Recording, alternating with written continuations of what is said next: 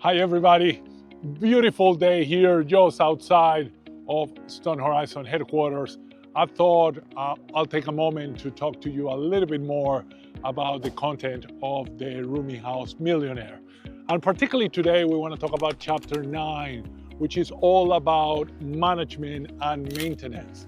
And we'll talk a little bit about what it takes to have world-class property management for a rooming house. It's important to consider the choice that ultimately you as an investor will have to make around how your property is managed.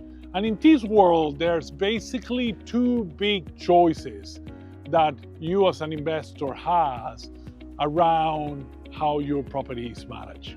The first one is probably the one that a lot of investors consider or ultimately take because they're trying to maximize returns.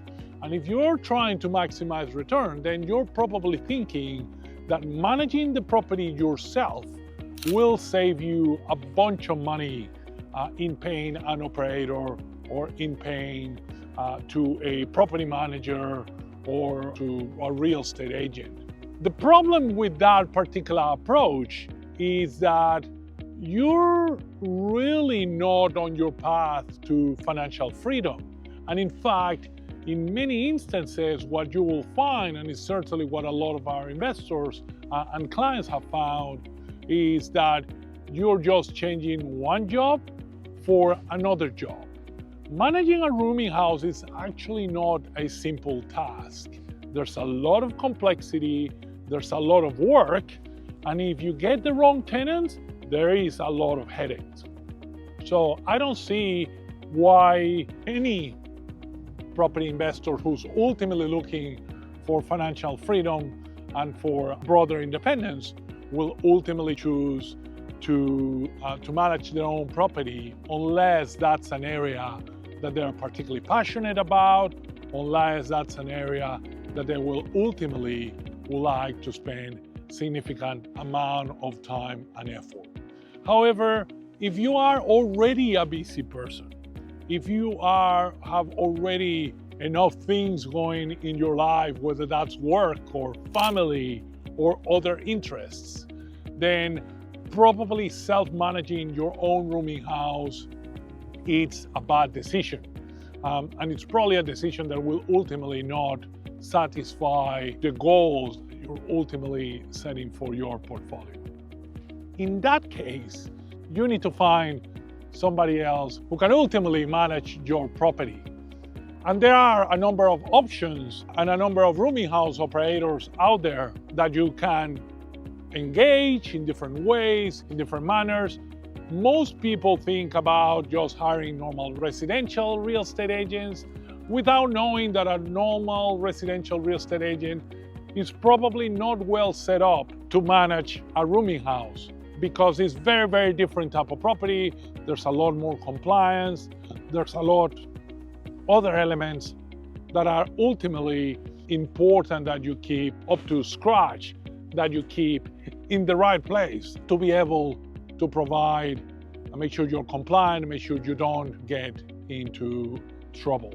Really, really specialized rooming house operators operate very differently. They have a model, they have a process, and they use that process to be able to deliver to you the best outcome possible. Here at Stone Horizon, we do have our own model. We call it the Stone Horizon model. It's an overall model that has 3 key pillars and 12 different elements around it that provide us with a framework of how we deliver the different services that an investment of this type requires. On the property management side of things, there's 3 key elements that we take into consideration.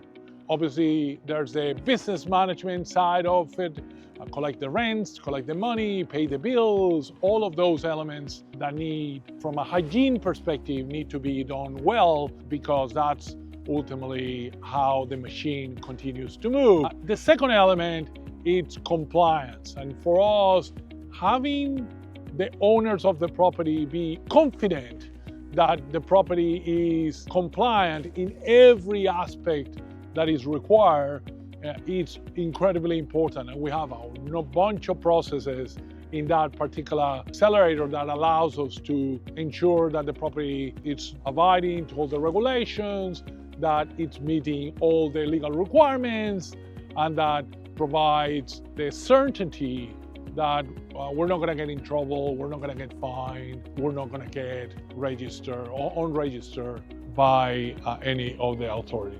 The third aspect that is probably one of the most important to us, it's tenant experience. And tenant experience is important because ultimately every cent that you will make in this strategy comes from a tenant. So having tenants who are happy, who are being well serviced, and who are the right level of quality will make sure that you get the result that you need from your investment and from your portfolio. That's a little bit of an overview of what Chapter 9 of the Rooming House Millionaire covers around management. There's some tips there about maintenance as well, but I look forward to sharing more of those details with you very, very soon. Feel free to grab a copy of the book if you feel that you want any more details, or feel free to post your questions below. I'll be answering many of those, and I will talk to you very